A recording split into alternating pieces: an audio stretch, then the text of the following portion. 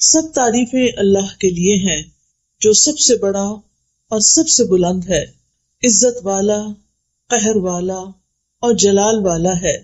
سب تعریفیں اللہ کے لیے ہیں جو نہایت بردبار اور عظیم ہے۔ سب تعریفیں اللہ کے لیے ہیں جو اپنے بندوں کی توبہ قبول فرماتا ہے، برائیوں کو معاف کر دیتا ہے، گناہوں سے تجاوز فرماتا ہے، لغزشوں کو بخش دیتا ہے۔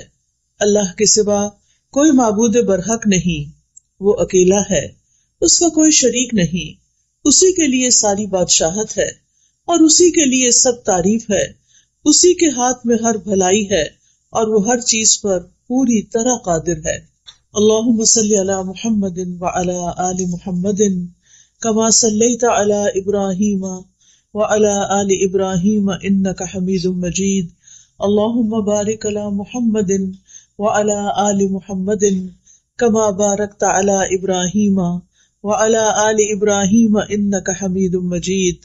قرآن مجید میں اللہ تعالیٰ کا ارشاد ہے، لا یکلف اللہ نفسا الا وسعها لها ما کسبت وعلیہا ما اکتسبت ربنا لا تؤاخذنا ان نسینا او اخطأنا ربنا ولا تحمل علینا اصرا کما حملته علی الذین من قبلنا ربنا ولا تحملنا ما لا طاقة لنا به واعف عنا واغفر لنا وارحمنا انت مولانا فانصرنا علی القوم الکافرین۔ اللہ کسی نفس کو اس کی وسعت سے بڑھ کر تکلیف نہیں دیتا، یعنی جس پر کوئی بھی تکلیف آتی ہے وہ اتنی ہی آتی ہے جتنی وہ برداشت کر سکتا ہے۔ جو اس نے نیکی کمائی یعنی کسی انسان نے، وہ اسی کے لیے، یعنی اگر ہم اچھا کریں گے تو اس کا فائدہ کس کو ملے گا؟ کسی اور کو، کرنے والے کو۔ اور جو اس نے برائی کمائی، برا کیا، وہ اسی کے ذمے ہے۔ اچھا کریں گے تو اپنے فائدے کے لیے، برا کریں گے تو اپنے ہی سر لیں گے۔ اے ہمارے رب، اگر ہم بھول جائیں یا ہم خطا کر بیٹھے تو ہماری پکڑ نہ کرنا۔ کتنی خوبصورت دعا ہے، کیونکہ ہم انسان ہیں نا، ہم بھول جاتے ہیں، ہم سے غلطیاں ہو جاتی ہیں، پھر ہم غلطی کر کے کس کے پاس جائیں؟ اللہ ہی کے پاس، کیونکہ اللہ تعالیٰ ہی معاف کرنے والا ہے۔ تو یا رب، غلطی ہو جائے تو ہمیں پکڑنا نہیں۔ اے ہمارے رب، ہم پر ایسا بوجھ نہ ڈالنا جیسا تو نے ہم سے پہلے لوگوں پر ڈالا تھا۔ اے ہمارے رب، اور تو ہم سے وہ بوجھ نہ اٹھوا جسے اٹھانے کی ہم میں طاقت نہیں، اور ہم سے درگزر فرما اور ہمیں بخش دے اور ہم پر رحم فرما، تو ہی ہمارا مولا ہے، بس کافر قوم کے مقابلے میں ہماری مدد فرما۔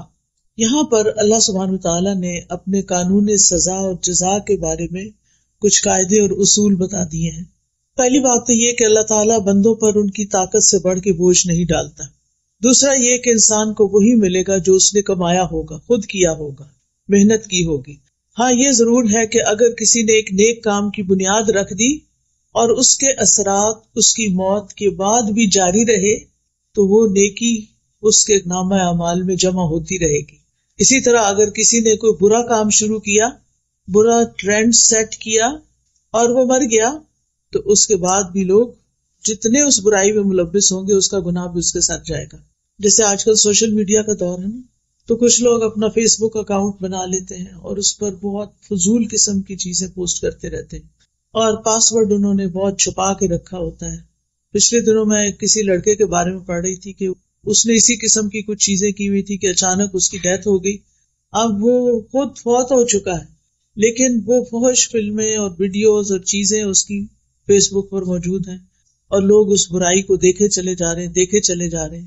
تو اب آپ دیکھیے کہ وہ اور نو مور دنیا میں نہیں، کچھ اور پوسٹ نہیں کر رہا، لیکن وہ جو کر چکا ہے، جس کو اس نے بند نہیں کیا تھا، جس پر اس نے توبہ نہیں کی تھی، وہ اس کے اکاؤنٹ میں، اس کے نامہ اعمال کے اکاؤنٹ میں ایڈ ہوتا چلا جا رہا ہے۔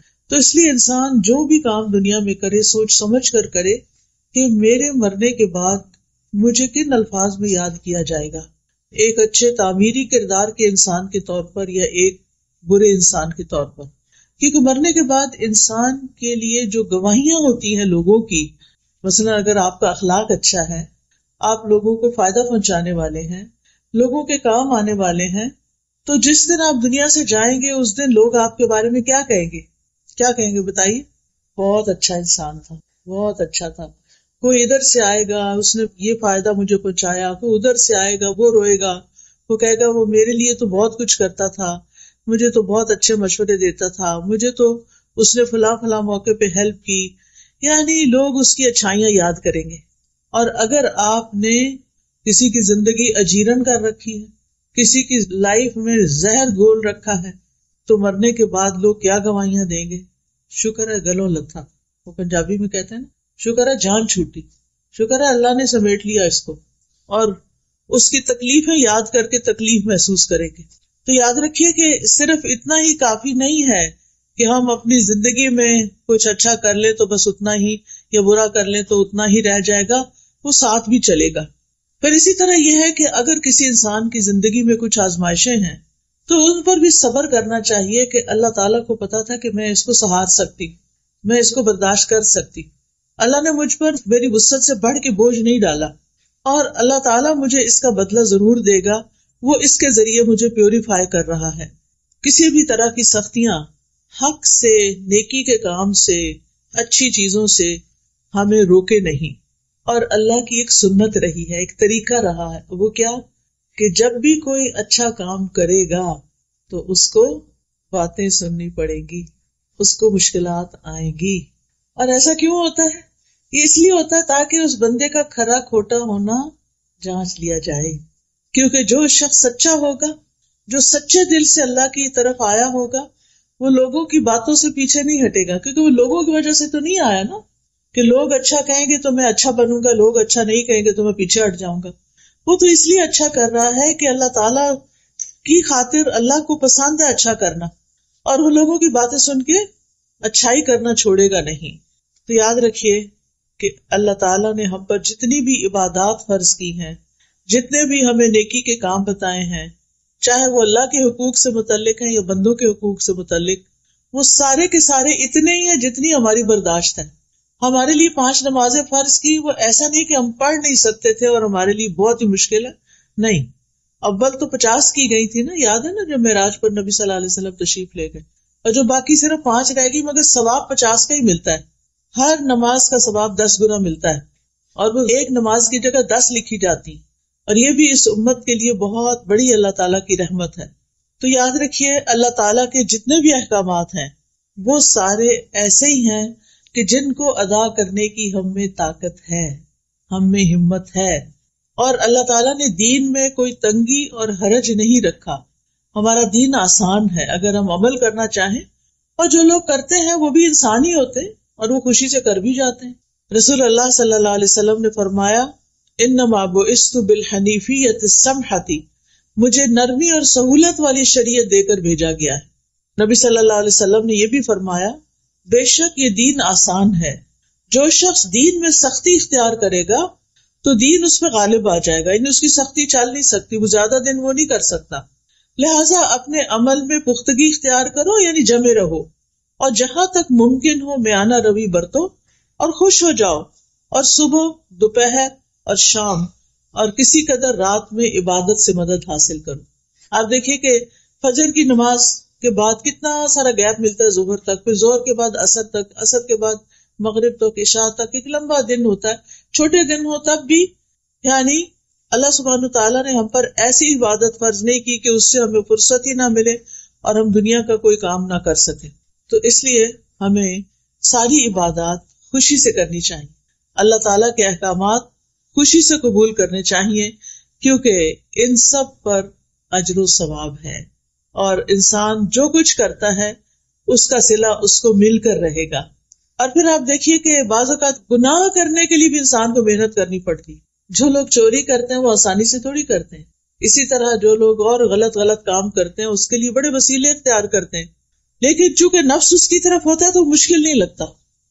نیکی کے لیے ہمارا نفس نہیں مانتا، ارے اندر سے وہ موٹیویشن نہیں ہوتی.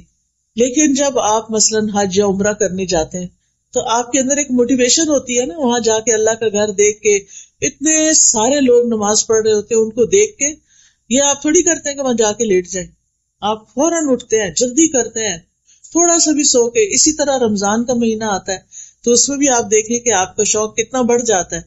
تو جب شوق بڑھ جاتا ہے، ذوق بڑھ جاتا ہے، تو عمل آسان ہو جاتا ہے. تو اس لیے انسان کو اپنے لیے کوئی نہ کوئی ایسے ٹارگیٹس رکھنے چاہیے کہ جن کے ذریعے انسان کا نیکی کے کاموں میں شوق بڑھتا رہے. ایسے لیکچرز میں جائیں، مساجد میں جائیں، جمعہ خطبہ اٹینڈ کریں، ایسی مجالس اٹینڈ کریں، ایسے ہاسپٹلز میں جائیں جہاں پر بیماروں کو دیکھ کے آپ کا دل پسیجے. کبھی کبھی قبرستان جائیں اور جا کے دیکھیں کہ اس سے پہلے کے لوگ کہاں پڑے ہیں آج، جن کے عالی شان گھر تھے، جن کے پاس جیولری تھی، کپڑے تھے، سب کچھ تھا، لیکن آج وہ زمین کے اندر ہیں. تو یہ چیزیں انسان کی عبادت میں اس کے لیے موٹیویشن کا سبب بنتی ہیں. تو بہرحال ہمیں یہ یاد رکھنا چاہیے کہ قیامت کے دن کوئی کسی کا بوجھ نہیں اٹھائے گا، کوئی کسی کی نیکی چھین کے نہیں لے جائے گا، اور کوئی اپنی برائی اس پہ ڈال کے نہیں چلا جائے گا. دنیا میں تو ایسا ہوتا ہے نا کہ ہماری چیزیں بعضوں کا دوسرے لوگ نکال لیتے ہیں، چرا لیتے ہیں، لے جاتے ہیں. کبھی گھر کے اندر بھی ہوتے ہیں، سسرال میں بعض سسرالی لوگ ان کی چیزیں استعمال کرنا شروع کر دیتے ہیں. اسی طرح بعض اوقات یہ ہے کہ لوگ اپنے گھر کا کوڑا آپ کے دروازے پہ پھینک دیتے ہیں. یہاں تو خیر نہیں ایسی چیزیں ہوتی، لیکن جہاں ہوتی ہیں سو ہوتی ہیں. تو یہ اللہ تعالیٰ کا ہم پر بہت بڑا احسان ہے کہ اللہ سبحانہ وتعالیٰ نے ہم پر ہماری وسعت سے بڑھ کے بوجھ بھی نہیں ڈالا، اور ہماری نیکی کو ہمارے لیے لکھا، اور ہمارے گناہ کو بھی ہمارے لیے، کسی اور پہ نہیں ڈالا، اور کسی کا ہم پہ نہیں ڈالا. پھر ہم دعا کرتے ہیں ربنا لا تؤاخذنا ان نسینا او اخطانا، اللہ تو ہمیں نہ پکڑنا اگر ہم بھول جائیں یا ہم کوئی خطا کر بیٹھے. یہاں پر آپ دیکھیے کہ ہم جب دعا مانگتے ہیں تو ربنا کہتے ہیں. رب کا مطلب کس کس کو آتا ہے؟ رب کون ہوتا ہے؟ خالق، مالک، مدبر، جس نے پیدا کیا، جو ہمارا مالک ہے، اور جو ہمارے ساری چیزوں کی تدبیر کر رہا ہے. ہم نے کیا کھانا ہے، کیا پینا ہے، کہاں رہنا ہے، یہ ہم تو اب ساتھ ساتھ زندگی میں یہ چیزیں ایکسپیرئنس کر رہے ہیں نا، لیکن اللہ تعالیٰ نے یہ سارا کچھ پہلے سے ہی لکھ کے رکھا ہوا تھا. پہلے سے لکھ کے رکھا ہوا تھا سب کچھ. جو چیزیں آج ہمیں مل رہی ہیں اللہ تعالیٰ کو پہلے سے ہی پتا تھا. تو اس نے ہمارے لیے تدبیر کی، اس نے ہمارے لیے وسائل پیدا کیے. تو انسان اپنے اس رب کو پکار رہا ہے کہ اے رب، تو میرا رب ہے، تو نے مجھے پیدا کیا ہے، تو نے مجھے سب کچھ دیا ہے، اب تو مجھے معاف بھی کر دے. تو نے مجھے رزق دیا، تو نے مجھے اولاد دی، تو نے مجھے گھر بار دیا، تو نے مجھے سب کچھ دیا، لیکن میں نے تیرا حق ادا نہیں کیا. میں نے تیرا حق ادا نہیں کیا. تو نے مجھے نعمتیں دی اور میں نے جواب میں تیری ناشکری کی، تیری نافرمانی کی. کتنی دفعہ ایسا ہوتا ہے نا کہ ہم کسی تفریح پہ جاتے ہیں، کچھ پکنک پہ جاتے ہیں، اور وہاں جا کے نماز پڑھنا ہی بھول جاتے ہیں، سیر و تفریح کرتے ہیں، کھاتے پیتے ہیں، انجوائے کرتے ہیں، اور اللہ کو بھول جاتے ہیں. اپنے پیاروں کو تو نہیں بھولا جاتا نا. خوشی کے موقع پر پیارے تو یاد رہتے ہیں. آپ کوئی اچھی چیز کھا رہے ہوں تو آپ کے بچے دور ہوں تو آپ کا کیا دل چاہتا ہے. مائیں اکثر کیا کہتی ہیں، میرے بیٹے کو یہ پلاؤ بڑا پسند تھا، پتہ نہیں بیچارہ پڑھنے گیا ہوا ہے وہاں کیا کھاتا ہے کیا نہیں کھاتا.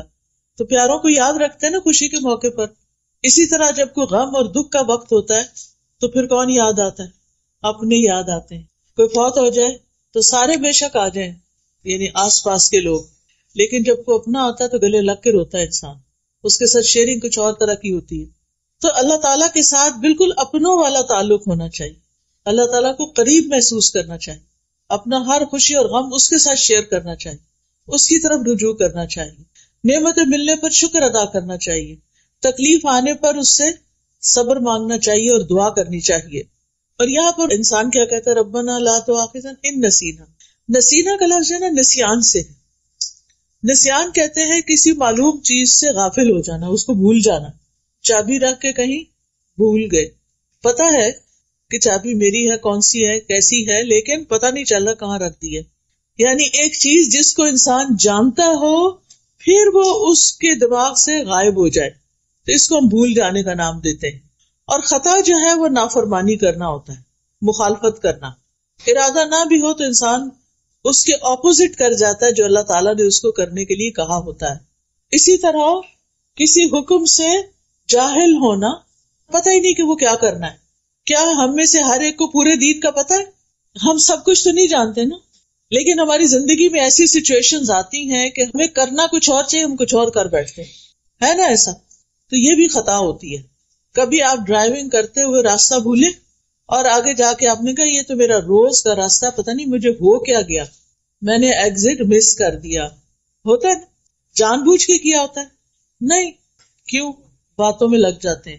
جب ڈرائیور باتوں میں لگ جاتا ہے تو اکثر رستہ بھول جاتا ہے، یعنی وہ اپنے مقصد سے غافل ہوا، ایک لمحے کے لیے غافل ہوا اور میلوں دور جا پڑا. یہ انسانوں کے ساتھ ہمارا معاملہ ہے، یعنی دنیا میں رہتے ہوئے. تو دین کے معاملے میں بھی ہمارا کچھ ایسا ہی رویہ ہوتا ہے. ہم لوگوں کی باتوں میں آ جاتے ہیں اور اللہ کا حکم بھول جاتے ہیں. ہم کوئی اچھا کام کرنے جا رہے ہوتے ہیں کہ لوگ کہتے ہیں لو یہ تم فلاں کام کرنے، کہیں چیریٹی میں دے رہے ہوتے ہیں نا، تو کہتے تو ان کو دینے کی نہیں ضرورت، ان کے پاس بہت فنڈز ہیں. ٹھیک ہے، مسجد جا رہے ہوتے ہیں تو کہتے کیا ضرورت ہے مسجد جانے کی، عورتوں کی نماز گھر میں ہونی چاہیے. ٹھیک ہے، اس ملک میں تو پھر کہیں بھی اسلام کا نام نہیں ہے. اگر عورت اور بچے مسجد نہیں جائیں گے تو اسلامی ماحول کہاں سے ملے گا؟ تو بہر میرا کہنے کا مطلب یہ ہے کہ انسان جب جانتے بوجھتے ہوئے بھول کا شکار ہو جاتا ہے تو اس سے غلطی ہو جاتی ہے. اب غلطی ہو گئی، چاہے بھول کے ہوئی چاہے غفلت سے ہوئی، غلطی تو غلطی ہے نا. اب جب آپ نے ایسا کر لیا تو اس کے بعد کوئی ریگریٹس ہوتے ہیں کیا؟ ایگزٹ مس کرنے پر کوئی ریگریٹ ہوتا ہے؟ دل چاہتا ہے گھر ہی نہ جاؤ، آپ ادھر ہی بیٹھ جاؤ. کیا کر لیا، اتنے منٹ میں پہلے ہی لیٹ ہو رہی تھی اور لیٹ ہو گئے.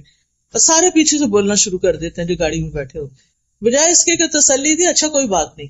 ہم دوسروں کو اکثر پرووک ہی کرتے رہتے ہیں. خاص طور پہ میں خواتین سے کہوں گی کہ بچوں کی تربیت میں بڑے صبر و تحمل سے کام لیں. آپ گھر میں ایک سینٹرل رول پلے کرتے ہیں. آپ کے اوپر آپ کے ہسبینڈ ہیں، ہسبینڈ کے اوپر ان کا باس ہے، آپ کے نیچے آپ کے بچے ہیں اور بچوں کے بھی لیولز ہیں.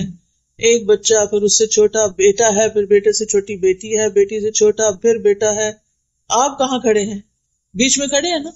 اگر آپ اسٹرانگ ہوں گے، آپ کے ری ایکشنز اچھے ہوں گے تو گھر کا ماحول بڑا خوبصورت ہوگا. اب ہوتا کیا ہے، باس نے کیا کیا، میاں کو، آپ کے ہسبینڈ کو کچھ کہہ دیا، اس کو چڑھ گیا غصہ. کیا وہ باس کے آگے بول سکتا ہے؟ نہیں، کیونکہ نوکری چلی جائے گی اگر بولا تو وہاں تو نہیں بولنا. اب وہ ادھر تو چپ رہا، جب گھر آیا اور کھانا کھانے لگا اور کھانے میں تھوڑا سا نمک تیز تھا، کیا ہوگا؟ غصہ کس پہ نکلے گا؟ بیوی پہ. اب بیوی کو غصہ آیا ہوا ہے، اب وہ میاں کے آگے بول نہیں رہی کہ میں صبر کر رہی. ٹھیک ہے کہ ابھی آئے ہیں، تھکے ہوئے آئے ہیں، اب اگر میں نے بولنا شروع کیا کہ میں سارا دن یہ اور یہ کرتی رہی ہوں، اگر تھوڑا سا نمک زیادہ ہو تو کیا ہوا؟ کیونکہ شوہر نے بھی اوور ریئیکٹ کیا. بات اتنی بڑی نہیں تھی، تھوڑا بہت اونچ نیچ تو ہو ہی جاتی، اور کئی دفعہ ایسا ہوا تو کچھ بھی نہیں کہا. آج چونکہ پیچھے سے غصہ لے کے آئے تھے لہٰذا کہیں تو نکالنا تھا.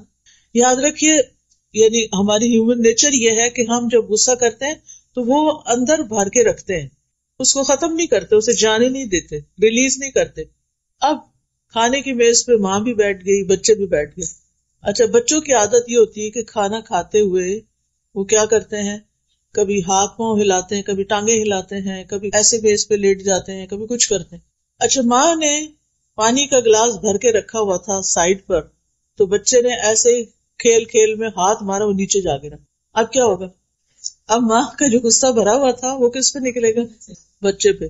اور تھوڑا سا نکلے گا یا زیادہ نکلے گا؟ ٹھیک ٹھاک نکلے گا.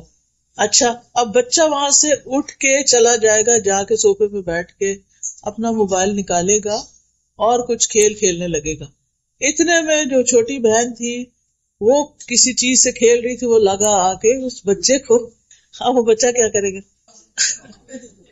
اب بچہ غصہ اتارے گا، دونوں کی فائٹنگ شروع ہو گئی. اچھا، اب وہ جو چھوٹی تھی جس کو پڑی بھائی سے، اب اس کے دل میں غصہ ہے ابھی بھی، وہ جا کے اپنا بھالو اٹھاتی ہے اور اس کو پٹک پٹک کے مارتی ہے اس کو. یہ ہوتا ہے گھروں میں، ٹھیک ہے نا. لیکن اگر ہم جو بیچ میں ہے نا، بیچ میں ماں، آپ کہیں گے ساری باتیں ماں کو سناتی ہیں، سب کچھ ماں ہی کرے، میں ہی سب پیسوں، میرے اوپر ہی سارا کام ہے، میں ہی سارا برداشت کروں، میں ہی. نہیں، اللہ نے آپ کو یہ مقام دیا ہے، اللہ نے آپ کو ممتا دی ہے، محبت دی ہے. آپ شوہر یا ساس کی باتوں سے غصے میں آ کے اپنے بچوں کی تربیت خراب نہ کریں. بچے صرف آپ کے لیکچر نہیں سنتے، بچے سی سی ٹی وی کیمرہ جو ہوتا ہے نا، اس کی طرح باریک آنکھ سے ہر کچھ دیکھ رہے ہو. کھیل رہے ہوتے ہیں، کان ان کے سارے آپ کی طرف ہوتے ہیں، ماما کس سے باتیں کر رہی ہیں، کیا باتیں کر رہی ہیں. اگر وہ آپ کا موڈ آپ دیکھتے ہیں تو پریشان ہو جاتے ہیں، اگر آپ اوور ایکسائٹیڈ ہیں تو وہ ضرور کمنٹ کریں گے. اچھا پھر کیا ہوتا ہے، جو آپ کر رہے ہوتے ہیں نا وہ بھی وہی کرنا شروع کر دیتے ہیں، اور فار لائف ان کے اندر وہ عادتیں آ جاتی. تو یہ سلسلہ ختم نہیں ہوتا. ہونا کیا چاہیے کہ پہلے شخص سے جو غلطی ہوئی ہے نا، جو باس سے غلطی ہوئی، اگر وہ اللہ سے ڈرتا ہے تو اس کو اللہ سے بھی معافی مانگنی چاہیے، اور جس پہ زیادتی کی اس سے بھی معافی مانگنی چاہیے. کیا جو ہم سے چھوٹا ہو اس سے سوری نہیں کرنا چاہیے؟ کرنا چاہیے. اگر آپ باس ہیں اور آپ نے چھوٹے پہ زیادتی کر لی اور آپ کو ریئلائز ہو گیا، آپ کا ضمیر بول اٹھا ہے کہ میں نے زیادتی کی ہے، تو پھر کیا کرنا چاہیے؟ سوری کر لیں. کیا صرف بندے سے سوری کرنا چاہیے یا کسی اور سے بھی؟